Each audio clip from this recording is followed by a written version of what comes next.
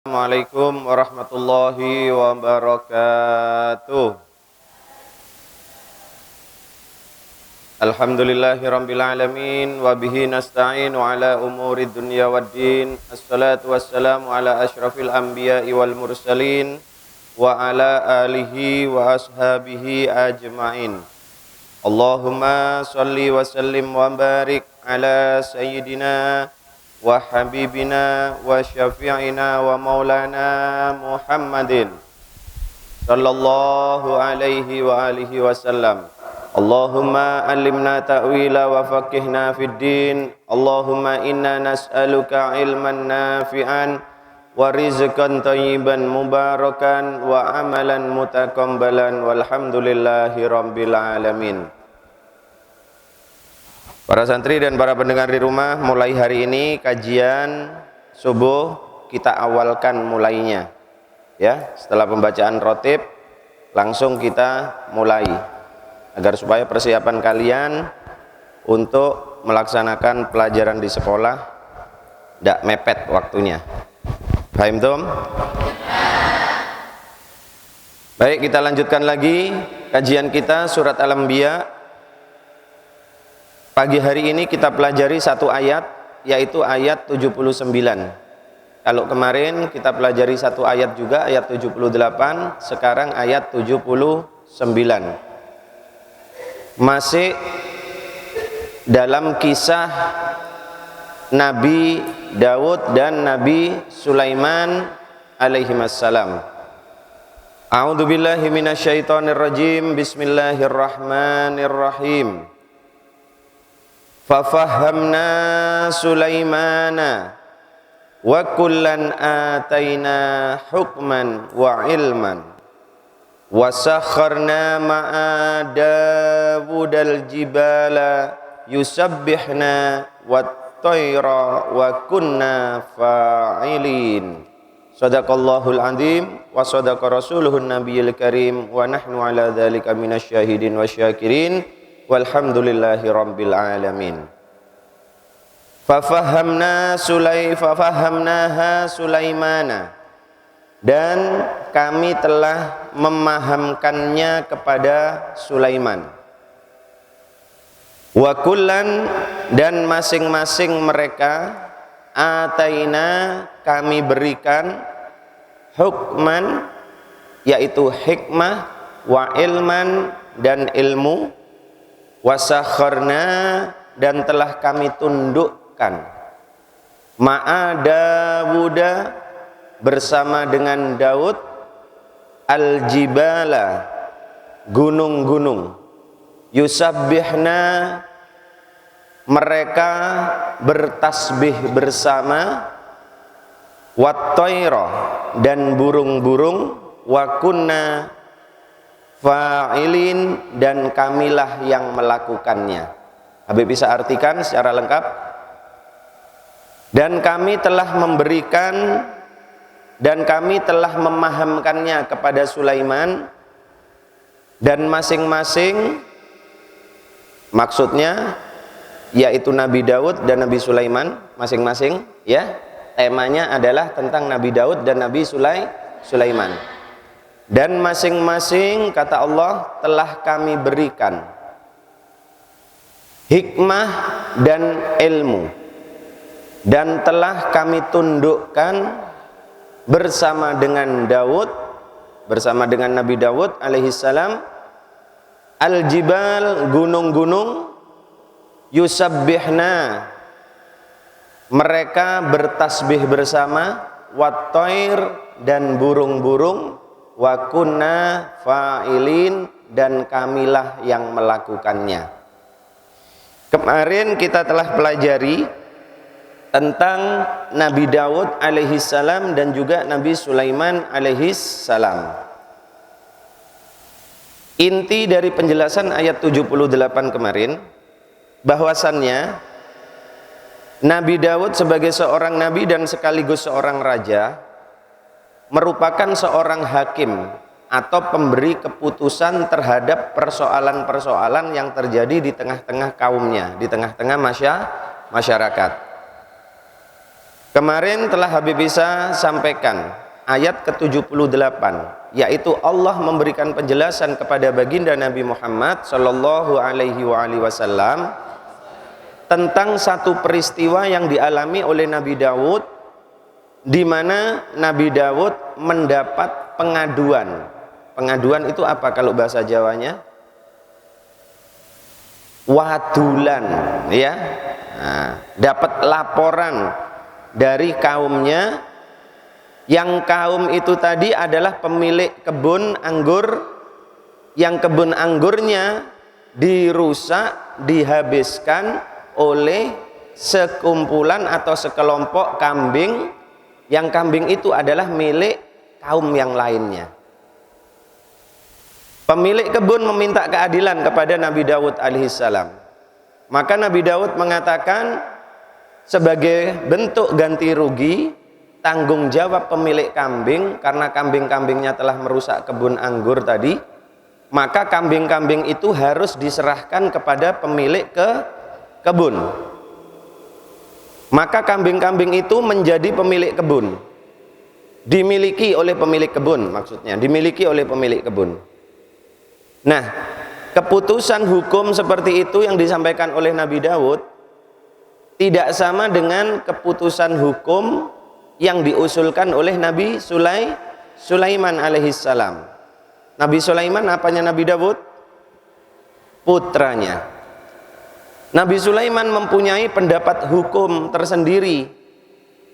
Nabi Sulaiman mengatakan, sebaiknya kambing-kambing ini yang sudah merusak kebun anggur tadi diserahkan kepada pemilik kebun anggur, tapi sifatnya sementara, sehingga pada saat nanti kebun anggur itu sudah mulai tumbuh lagi dan mulai berbuah lagi, kambing-kambing tadi harus diserahkan balik kepada pemilik kambing. Dengan demikian pemilik kambing bertanggung jawab terhadap kerusakan kebun anggur tadi, tetapi tidak menghilangkan modal, tidak menghilangkan harta dari pemilik kambing. Dengan demikian, maka yang diusulkan oleh Nabi Sulaiman, keputusan hukum tadi mempunyai dua prinsip. Prinsip yang pertama apa? Keadilan. Prinsip yang kedua, pembinaan. Sedangkan keputusan hukum yang disampaikan oleh Nabi Daud alaihissalam hanya mempunyai satu prinsip hukum. Apa itu? Prinsip keadilan saja. Apa yang diputuskan oleh Nabi Daud bukanlah keputusan yang salah, tetapi keputusan hukum Nabi Daud kurang tepat. Yang lebih tepat adalah keputusan hukum yang disampaikan oleh Nabi Sulaiman alaihissalam. Maka Nabi Daud terhadap keputusan hukum yang disampaikan oleh putra beliau Nabi Sulaiman, beliau tidak malu untuk mengambil keputusan hukum yang disampaikan oleh anaknya. Justru beliau malah bangga karena menganggap anaknya bisa memberikan keputusan hukum yang lebih baik daripada ayahnya. Paham tom? Baik, di ayat yang ke-79 ini Allah memberikan penjelasan lagi kepada baginda Nabi Muhammad sallallahu alaihi wasallam. Apa itu? Allah menyampaikan, fafahamnaha Sulaiman, maka kami telah memberikannya kepada Sulaiman sebuah pemahaman. Artinya dengan pemahaman yang diberikan oleh Allah kepada Nabi Sulaiman ini, maka Nabi Sulaiman bisa memberikan keputusan hukum, bisa memberikan keputusan hukum secara lebih tepat.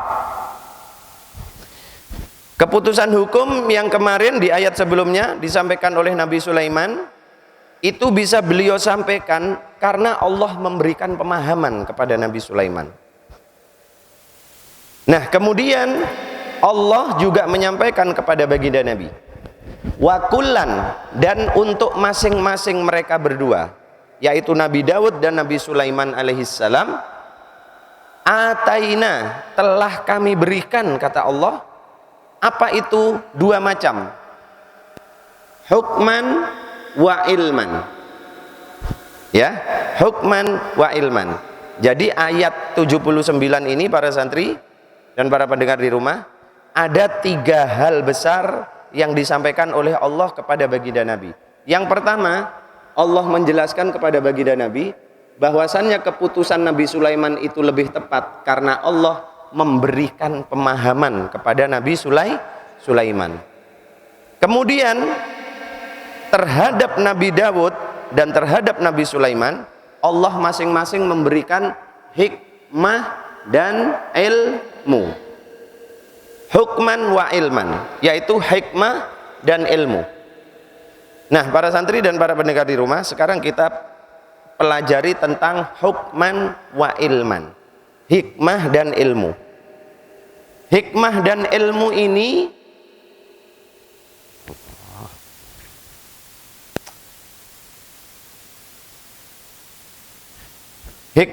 ilmu ini adalah 2 hal yang sering disebut di dalam Al-Quran.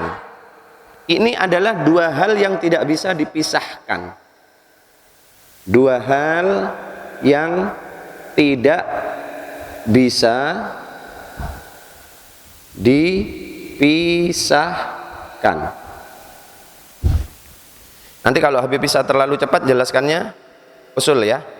Habib terlalu cepat, mungkin begitu ya. Kalau kalian sulit memahami misalkan ya. Nah, apa yang dimaksud dengan hikmah? Hikmah ini diartikan sebagai kebijaksanaan. Sedangkan ilman adalah ilmu.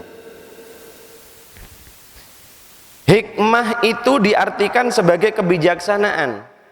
Maka kebijaksanaan inilah yang akan bisa melahirkan apa itu? Keadilan dan kemaslahatan.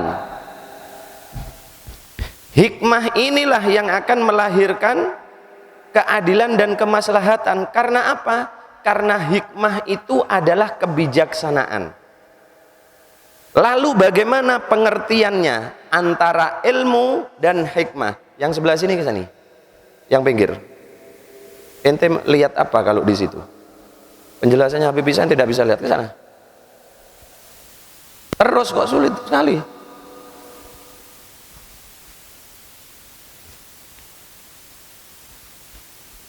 Habib bisa ulangi. Ilmu adalah ilmu. Hikmah adalah kebijaksanaan. Kebijaksanaan inilah yang melahirkan yang dinamakan dengan keadilan dan juga kemaslahatan. Kemaslahatan itu apa? Kebaikan dan kemanfaatan. Itu asli maksudnya dari kemaslahatan. Yang dikatakan maslahat itu adalah baik dan juga bermanfaat. Paham Tom? Baik, perhatikan betul pengertian ini sehingga kalian akan paham apa yang dimaksud dengan kata hikmah dan ilmu di dalam Al-Quran. Sering ayat-ayat Al-Quran menyebutkan hukman wa ilman. Bahkan Al-Quran, sebutan Al-Quran salah satunya adalah hikmah. Ya. Nah, sekarang bagaimana pengertian penggabungan antara ilmu dan hikmah, antara hukman wa ilman. Ini ya, Allah memberikan kepada Nabi Daud dan Nabi Sulaiman hukman wa ilman. Pada saat dua macam ini, dua hal ini, ilmu dan hikmah itu digabung, maka akan menjadi seperti apa pemahamannya? Para santri dan para pendengar di rumah, bagi seorang penuntut ilmu dan seorang ahli ilmu, yaitu bagi seorang pelajar, seorang santri dan orang yang alim, yang ahli ilmu, ada prinsip yang sering kita kenal. Apa itu? Prinsip padi. Ini bagi orang ahli ilmu pasti kenal prinsip ini. Bagi seorang pelajar dan seorang guru, seorang ahli ilmu, maka sering menyampaikan prinsip padi. Apa itu maksudnya? Padi itu, tanaman padi, tahu tanaman padi ya? Tanaman padi itu kalau dia masih berbuah, tanaman padinya itu tegak atau tunduk? Tegak apa tunduk? Kalau belum berbuah, tegak, lurus, ya. Pada saat dia berbuah dan buahnya lebat, biasanya kelihatan kalau sudah mulai menguning. Buahnya mulai lebat padi itu, maka padi yang tegak tadi tetap tegak atau tunduk? Tunduk. Artinya apa? Artinya buah padi tadi diartikan dengan ilmu. Seseorang yang semakin berilmu, dia akan semakin menunduk. Prinsip padi. Nah, Habib bisa tanya lagi nih sekarang. Apakah semua padi yang buahnya lebat itu semuanya menunduk? Ayo. Ya? Ya. Ternyata tidak. Tidak semua padi yang buahnya lebat itu padi itu menunduk, enggak. Banyak juga padi yang buahnya lebat tetapi dia tetap tegak. Padi itu tetap tegak padahal buahnya lebat tetapi tidak menunduk. Apa itu maksudnya? Maksudnya buahnya padi tadi walaupun lebat, ternyata di dalamnya itu tidak ada butiran-butiran berasnya. Berarti buah padinya tadi kopong, kosong. Paham? Paham ya? Nah, kalau yang pernah ke sawah itu tahu itu. Orang tuanya Pak Tani pasti paham. Jadi ternyata tidak semua padi yang buahnya lebat itu mesti menunduk. Juga banyak padi yang buahnya lebat tapi tetap tegak. Lantaran apa? Lantaran buah padinya itu kopong. Paham enggak ya? Paham Tom? Begitu dibuka, butiran-butiran buah padi itu ternyata kosong isinya. Hanya kulit tok, tidak ada butiran-butiran berasnya di dalamnya. Yang membuat padi itu buahnya lebat menunduk karena ada butiran-butiran beras di dalamnya, sehingga berat, maka dia menunduk. Tetapi banyak padi yang buahnya lebat ternyata tidak menunduk, tetap tegak. Paham ya? Nah, ternyata banyak padi yang buahnya lebat tapi tetap tegak. Berarti buahnya apa tadi? Kopong. Kopong itu tidak ada isinya, hanya kulitnya. Nah, para santri dan para pendengar di rumah, pahami ini. Kita sering menyaksikan ada seseorang yang orang itu kita kenal mempunyai ilmu. Orang itu orang alim, orang itu orang pinter. Tetapi ternyata orang yang pinter itu tidak menunjukkan kerendahan hatinya dengan menundukkan diri di hadapan masyarakat. Padahal kita kenal orang itu orang berilmu.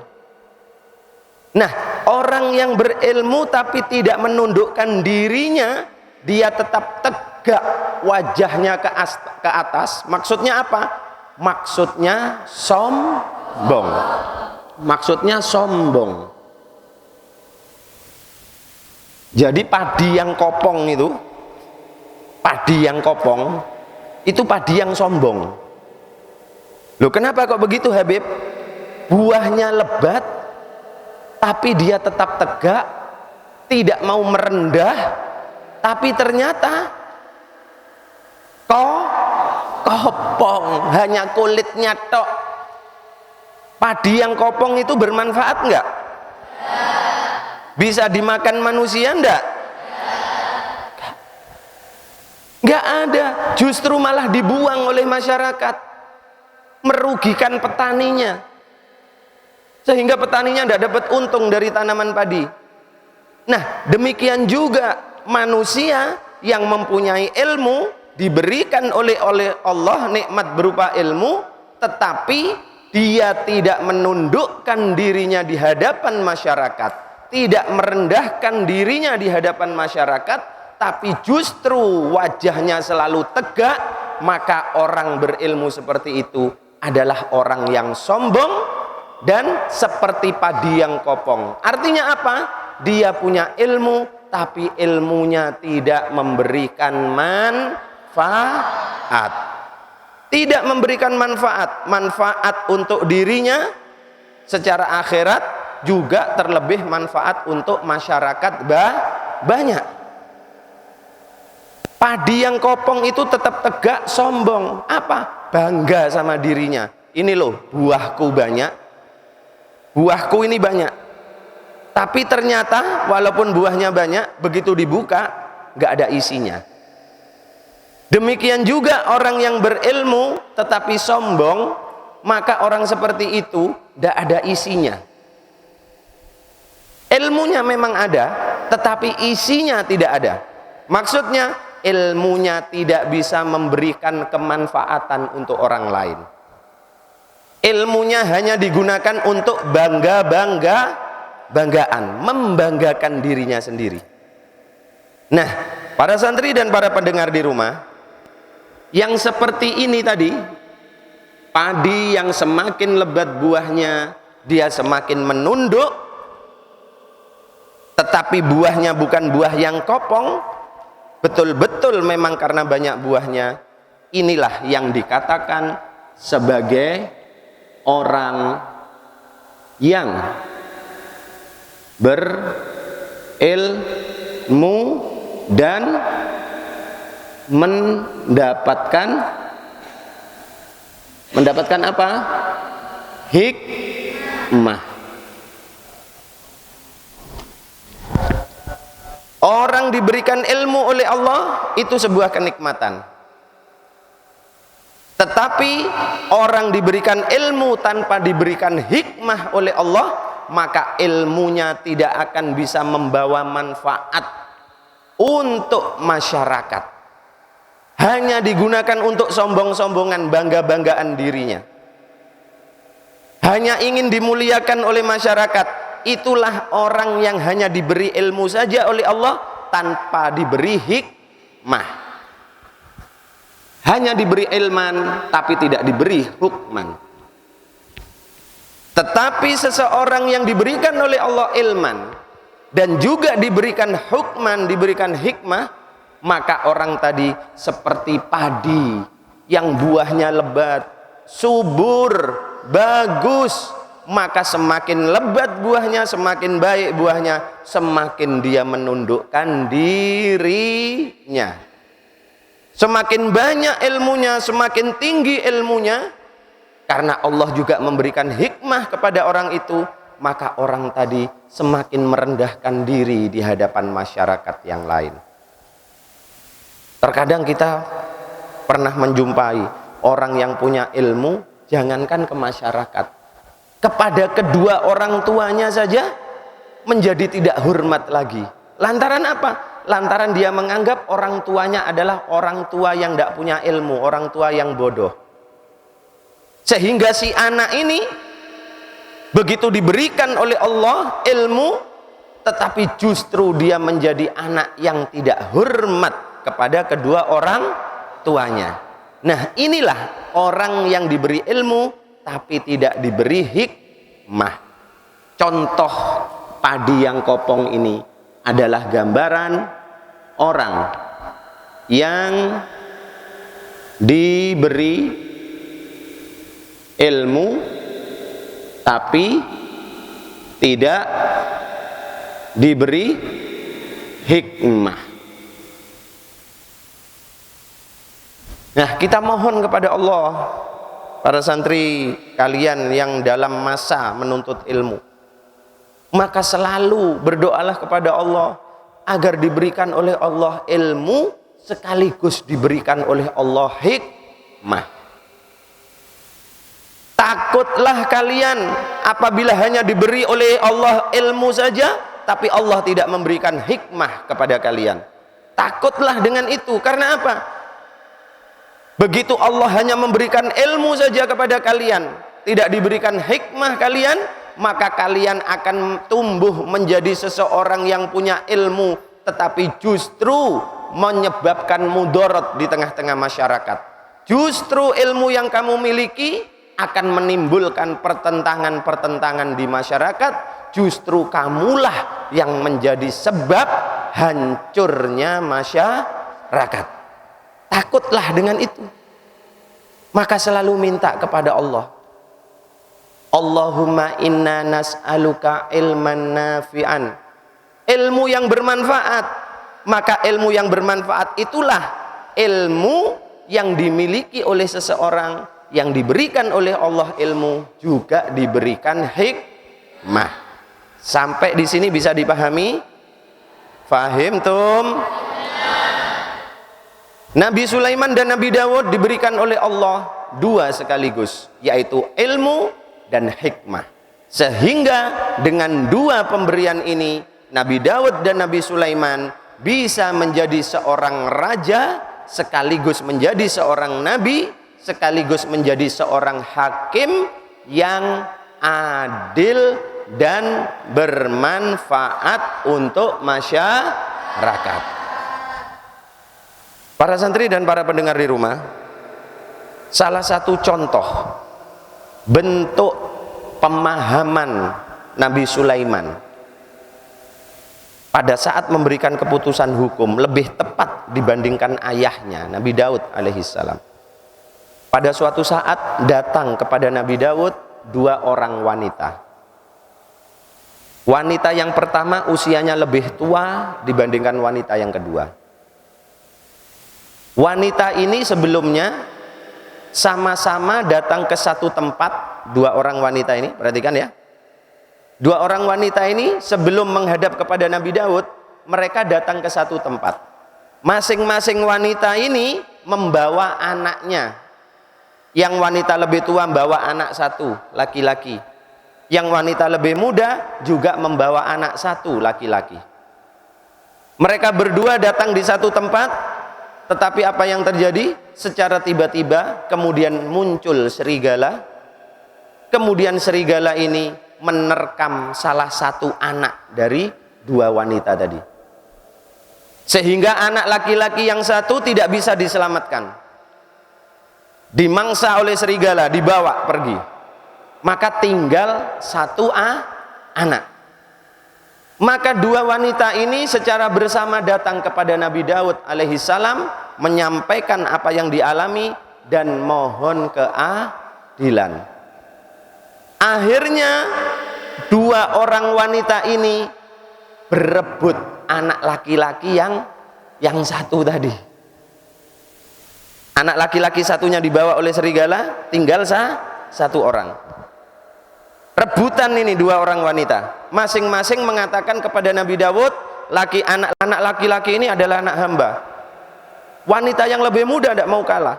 Wahai raja, bukan, anak laki-laki ini adalah anak hamba, sedangkan anak ibu ini yang lebih tua ini sudah dibawa oleh serigala. Maka Nabi Daud alaihissalam, para santri dan para pendengar di rumah, memberikan keputusan hukum saat itu. Anak laki-laki yang masih hidup ini diserahkan kepada wanita yang lebih tua. Kenapa? Karena dianggap dia wanita yang lebih tua yang kemungkinan tidak akan punya anak lagi. Sedangkan wanita yang lebih muda dianggap masih mempunyai kesempatan untuk mempunyai anak. Itu keputusan Nabi Daud. Lalu bagaimana dengan Nabi Sulaiman? Maka Nabi Sulaiman memberikan usul hukum yang berbeda. Melihat ayahnya memutuskan seperti itu, maka Nabi Sulaiman mengatakan, wahai dua orang wanita, aku minta sebilah pisau. Kaget dua wanita ini. Untuk apa wahai Sulaiman? Pisau ini akan aku gunakan membelah anak laki-laki ini menjadi dua. Paham? Maka apa yang terjadi? Maka si wanita yang lebih muda tadi langsung bereaksi. Wanita yang lebih muda tadi yang kalah putusan hukumnya dari Nabi Daud, ya, langsung menjawab, wahai Sulaiman, semoga Allah merahmati dirimu. Jangan engkau belah anak ini. Kasihan. Anak ini sesungguhnya adalah anak wanita yang lebih tua tadi. Maksudnya apa? Wanita muda tadi mengatakan, wahai Sulaiman, jangan engkau bunuh anak laki-laki ini, jangan engkau belah, biarkan dia hidup, tidak apa-apa, biarkan dia menjadi anaknya wanita yang lebih tua ini. Paham kalimatnya Habib Isa? Maka mendengar yang dikatakan oleh si wanita yang lebih muda tadi, Nabi Sulaiman langsung memutuskan, kalau begitu berarti anak laki-laki ini sebenarnya adalah anak dari wanita yang lebih muda, bukan anakmu hai wanita yang lebih tua. Kira-kira tahu apa sebabnya? Tahu apa sebabnya? Nggak tahu? Karena secara fitrah seorang ibu itu tidak akan rela anaknya mendapat celaka. Paham tuh? Seorang ibu itu bagaimanapun tidak akan rela, tidak akan tega, tidak akan ridho anaknya itu akan mendapatkan kecelakaan, anaknya akan mendapatkan mudarat.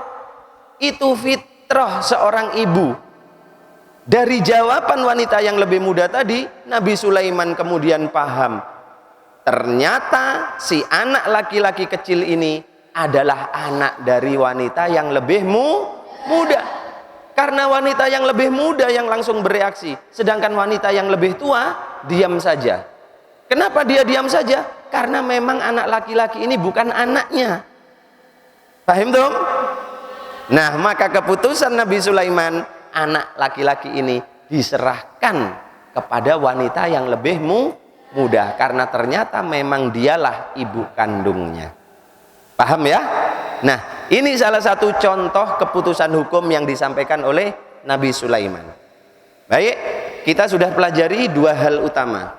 Fafahamnaha Sulaiman wa kullan ataina hukman wa ilman.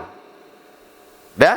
Kemudian yang ketiga, Allah menyampaikan, wasakharna ma'adawudal jibal, dan telah kami tundukkan bersama dengan Daud, apa itu? Gunung-gunung. Yusabbihna wat-thair, dan burung-burung, sehingga mereka bertasbih bersama-sama dengan Nabi Daud alaihissalam. Nah, para santri dan para pendengar di rumah, Nabi Daud itu juga dianugerahi oleh Allah dengan mizmarun. Mizmarun. Apa mizmar itu? Yaitu suara yang sangat merdu. Mizmar, suara yang sangat merdu. Jadi kalau ada mungkin santri yang suaranya enak gitu ya, nah, bisa dikatakan wah dapat mizmar ini, dapat anugerah dari Allah berupa suara yang merdu. Nabi Dawud diberikan oleh Allah mizmar, suaranya begitu merdu. Saat apa? Saat membacakan kitab, saat membaca kitab Zabur. Pada saat Nabi Dawud membaca kitab Zabur, subhanallah, karena begitu merdunya suara beliau, sampai-sampai burung yang terbang di langit berhenti seketika untuk menikmati bacaan Zabur dari Nabi Dawud alaihissalam. Air yang mengalir berhenti seketika untuk mendengarkan bacaan Zabur yang dibaca oleh Nabi Daud alaihissalam. Angin yang bertiup berhenti seketika. Pohon-pohon yang bergoyang dengan gerakan angin berhenti semuanya. Semuanya mendengarkan dan menikmati bacaan Zabur yang dibaca oleh Nabi Daud alaihissalam. Itulah salah satu mukjizat yang diberikan oleh Allah kepada Nabi Daud. Jadi kalau baca itu kita tidak bisa bayangkan ya, bagaimana merdunya, sampai burung berhenti, air yang mengalir berhenti, angin berhenti. Kalau santri yang baca Al-Quran, sumpek telinga. Ya. Ini mizmar yang diberikan oleh Allah kepada Nabi Daud alaihissalam. Nah, di sini Allah menyampaikan wasahorna, dan telah kami tundukkan. Sahorna ini berasal dari kata sahorna. Sahorna berasal dari kata sahoro.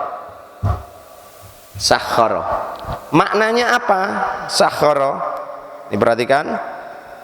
Makna dari sahoro itu adalah menundukkan sesuatu agar mengikuti keinginan yang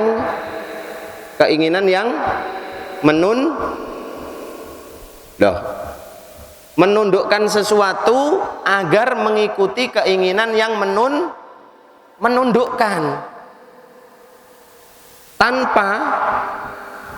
tanpa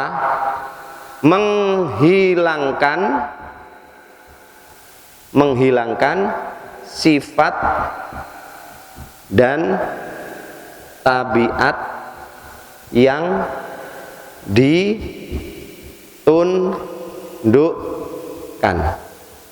Sahkhara, perhatikan, sahkhara itu maknanya adalah menundukkan sesuatu agar supaya sesuatu yang ditundukkan itu mengikuti keinginan yang menundukkan. Paham ya? Paham? Tapi tidak menghilangkan sifat dan tabiat asli dari sesuatu yang ditundukkan. Contoh, Habib bisa kasih contoh biar gampang. Api sifat dan tabiatnya bagaimana? Sifat dan tabiatnya membakar. Api itu membakar. Sudah? Bahaya enggak? Manusia yang menyalakan kompor,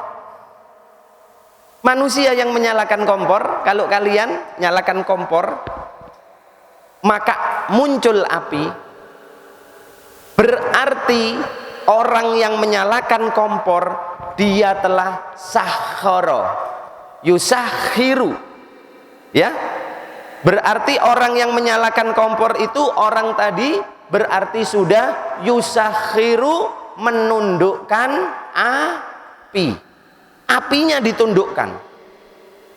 Api harus nurut untuk kepentingan yang menundukkan. Kira-kira kalau kalian menyalakan kompor, muncul api, apinya itu berbahaya apa enggak? Maka api itu menuruti keinginan kalian. Kalian inginnya masak air, mungkin api itu cukup menyalanya 5 menit. Setelah 5 menit airnya mendidih, kalian matikan toh. Nah, artinya api itu kalian tundukkan, tetapi sesuai keinginan kalian, mengikuti api itu. Api nyala, nyala. Api padam, padam. Paham enggak ini? Paham enggak? Yang jawab cuma 1-2 orang. Dah. Paham apa enggak? Kalau enggak paham bilang, tak ulangi sama Habib Isa. Jadi makna sakhorna itu berasal dari kata sakhara, yang berarti menundukkan sesuatu. Sesuatu yang ditundukkan itu mengikuti keinginan yang menundukkan. Kalian menyalakan kompor berarti kalian telah menundukkan sehingga api itu harus menuruti keinginanmu. Kamu nyalakan, api itu nyala. Kamu matikan kompornya, api itu ikut itu namanya sakhara. Tidak bisa api mau berkehendak sekehendaknya sendiri.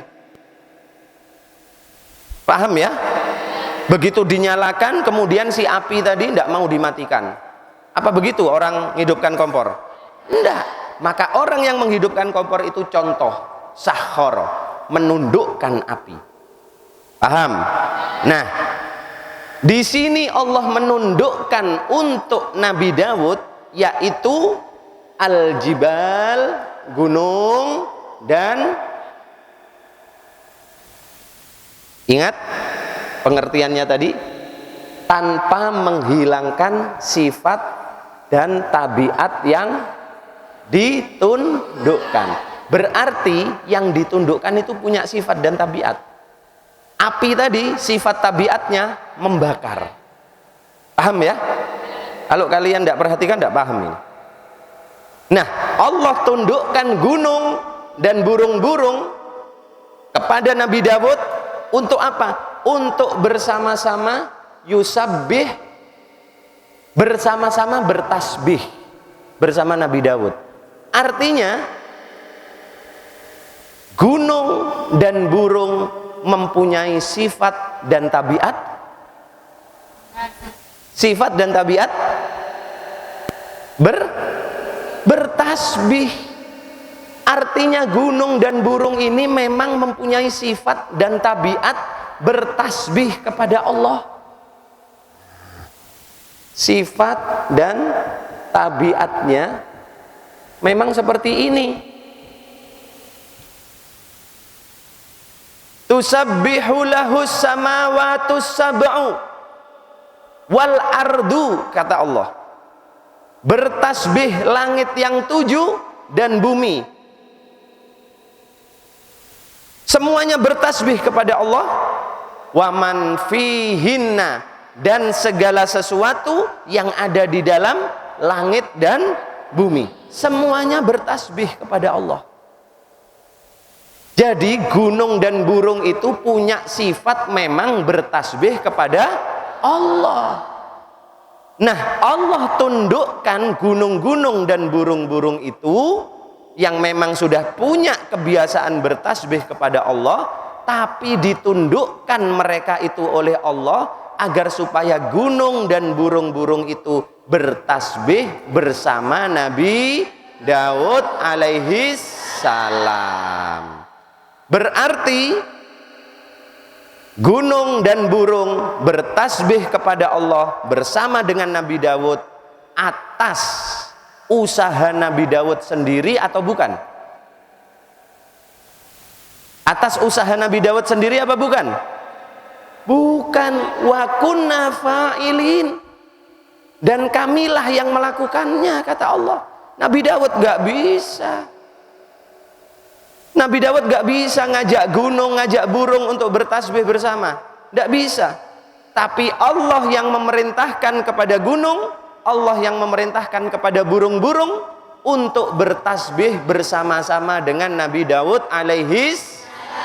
Karena gunung dan burung memang mempunyai potensi, memang mempunyai sifat dan tabiat suka bertasbih kepada Allah. Fahim tum? Inilah 3 keistimewaan yang disampaikan oleh Allah Subhanahu wa taala tentang Nabi Daud dan Nabi Sulaiman kepada baginda Nabi Muhammad sallallahu alaihi wasallam. Apakah sudah cukup keistimewaan Nabi Daud dan Nabi Sulaiman? Belum. Maka akan kita lanjutkan pembahasannya lagi di ayat yang selanjutnya, yaitu pada hari Sabtu. Wallahu a'lam bissawab.